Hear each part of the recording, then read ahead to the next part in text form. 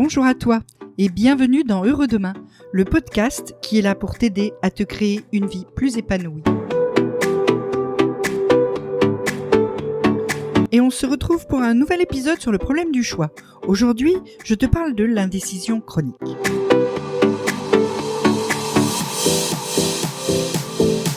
Je suis Nathalie Mougel et je suis coach en changement de vie.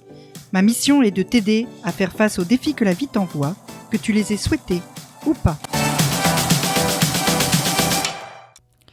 On parle d'indécision chronique parce que, comme on l'a dit dans l'épisode précédent, parfois, trop de choix tue le choix.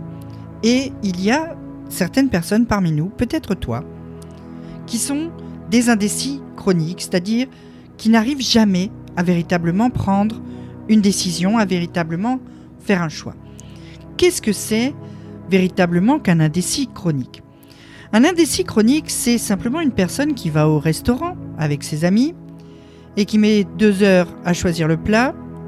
Et puis, une fois que le serveur arrive, il regarde les assiettes des autres et il regrette le choix qu'il a fait. L'indécis chronique, c'est celui qui passe 3/4 d'heure à regarder les affiches des films devant le cinéma et qui n'est pas capable de savoir quel film il a envie d'aller voir. C'est aussi celui qui change de vêtements 4 fois de suite le matin avant de partir au boulot, qui finalement n'a rien avalé parce qu'il n'a pas réussi à choisir le parfum du yaourt à temps. Bref, l'indécis chronique, c'est celui qui n'arrive jamais à se décider. Alors, on va commencer par mettre certaines choses au clair.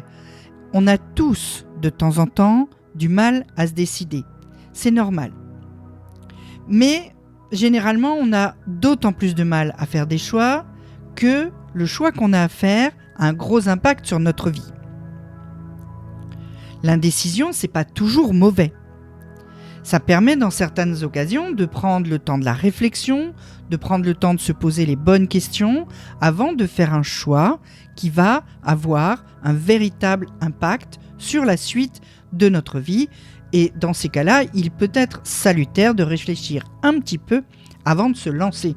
Tu ne te maries pas avec quelqu'un que tu connais depuis 2 jours, sauf si vraiment tu as un peu bu et tu es à Las Vegas.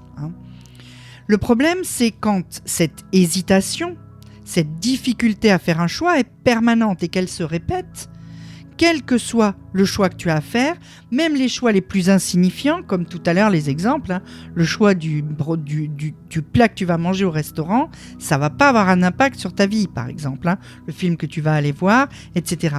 Et du coup, cette impossibilité à choisir quoi que ce soit, ça devient super invalidant dans ta vie quotidienne et c'est une vraie source de stress.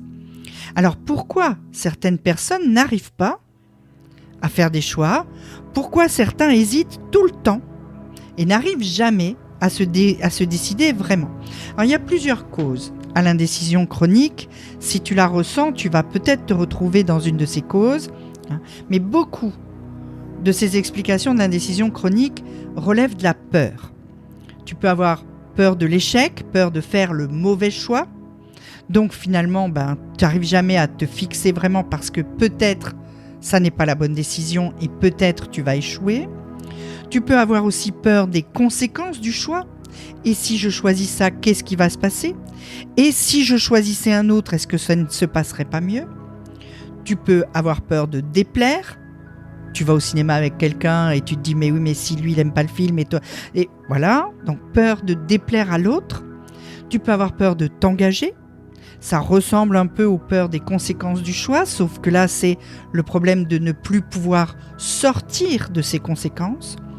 Tu peux avoir peur de rater quelque chose et de te dire, peut-être que je vais aller voir ce film-là, il va être bien, il va me plaire, mais peut-être qu'en fait, l'autre, dans 10 ans, ça sera le film du siècle. Tu peux aussi avoir peur du changement. Finalement, je suis pas si mal, le steak frites j'aime bien, pourquoi je me lancerais dans l'andouillette purée de carottes, Et puis, il y a aussi des gens qui sont tellement perfectionnistes que pour eux, tout est blanc ou noir. Tout est juste ou faux. Elles préfèrent ne rien décider plutôt que de ne pas faire le choix parfait. C'est-à-dire que pour elles, soit tu fais le bon choix, le choix parfait, et tous les autres choix sont mauvais. Alors qu'en fait, dans la réalité, c'est pas comme ça. Bien souvent, tu as une gradation dans le bien-être que vont t'apporter les choix que tu fais. Et si, par exemple, si on reprend le choix du téléphone du podcast précédent, eh bien, même si le téléphone que tu as choisi, finalement, il s'avère pas si parfait que ça, parce que tu es obligé de faire beaucoup de manipulations pour pouvoir accéder à tes applis, 2 ou 3, alors que tu espérais ne pouvoir en faire qu'une. Mais si pour tout le reste, il remplit ce que tu voulais, bah, ce téléphone, il est bon. Il est peut-être pas parfait, mais il est bon. Or, pour les gens qui sont très perfectionnistes, c'est tout ou rien. Et ça, c'est quelque chose qui pose beaucoup de problèmes. D'autres personnes encore ne parviennent pas à choisir parce qu'elles n'ont pas confiance en elles, elles n'ont pas assez d'estime pour elles-mêmes. Donc elles se disent que de toute façon j'ai toujours fait les mauvais choix, alors je sais plus quoi choisir parce que en fait je suis quelqu'un qui choisit pas toujours les bonnes choses pour moi. Et donc elles se posent cette question de savoir si elles sont capables même de faire un choix pour elles-mêmes. Ne pas choisir, c'est ne pas avoir à assumer ensuite. Et ça, parfois, c'est confortable. Et puis enfin, il y a les personnes qui ne se connaissent pas suffisamment pour pouvoir exprimer des goûts et des désirs. Elles ne choisissent pas tout simplement parce qu'elles ne savent pas véritablement ce qu'elles veulent. Elles ne savent pas vraiment ce qui est bon pour elles. Et donc, pour les gens qui rencontrent soit ces peurs, soit ces blocages au niveau des choix, tout devient difficile. Tous les choix deviennent difficiles. Choisir une brosse à dents, choisir un parfum de glace, c'est un problème insoluble. Et le pire, c'est que bien souvent, quand ça se passe comme ça, il y a finalement quelqu'un d'autre qui vient et qui va finir par choisir à ta place. Et qui va te dire, allez, vas-y, prends cette brosse à dents là, moi j'ai la même, elle est super bien, tu seras content. Ou bien, lui il va prendre fraise chocolat.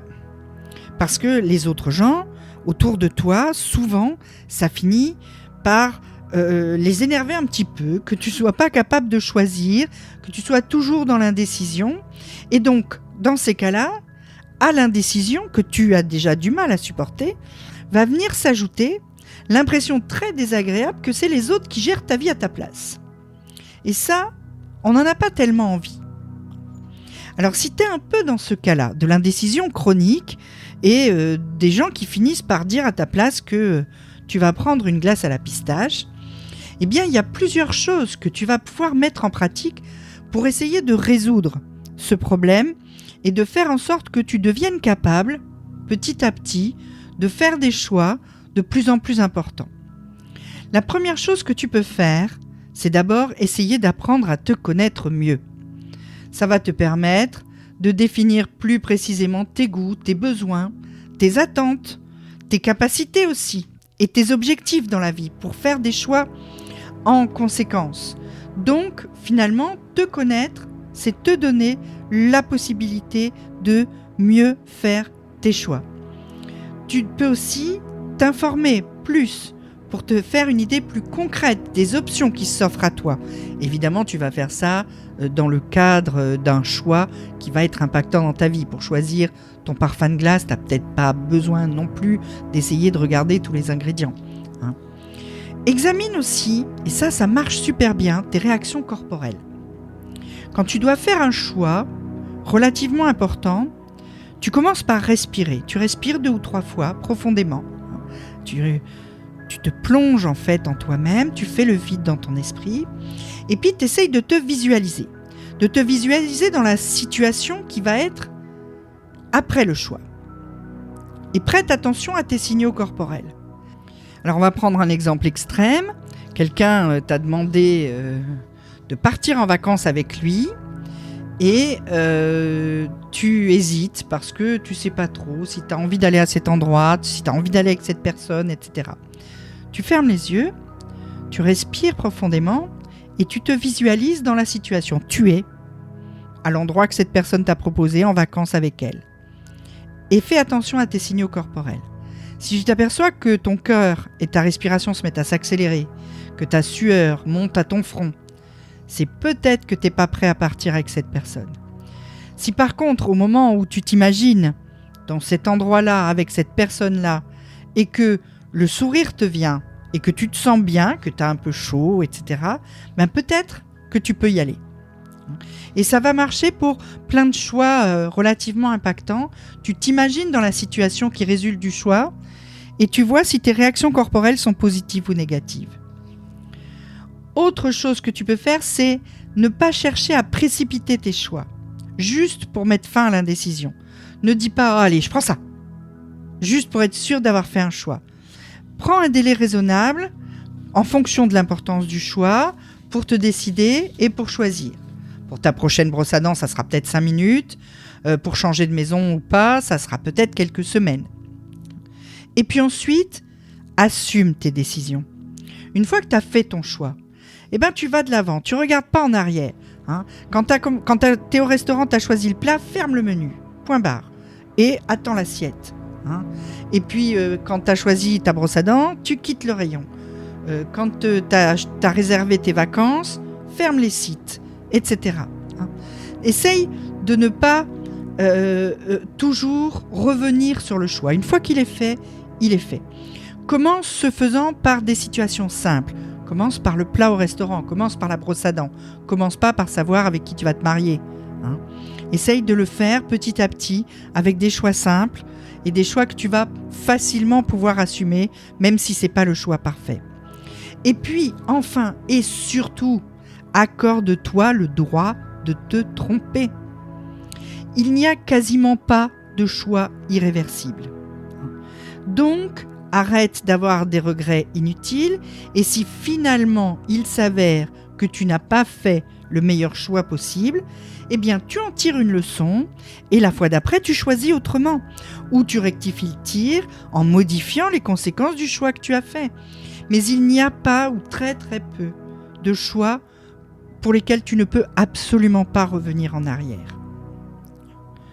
Donc on va continuer notre chemin sur le choix la semaine prochaine, dans le prochain épisode. Et cette fois, on va prendre notre temps pour voir comment on peut choisir, bien choisir, qu'est-ce que c'est que la fatigue décisionnelle et essayer de résoudre ce problème du choix. On se retrouve très vite dans un prochain podcast.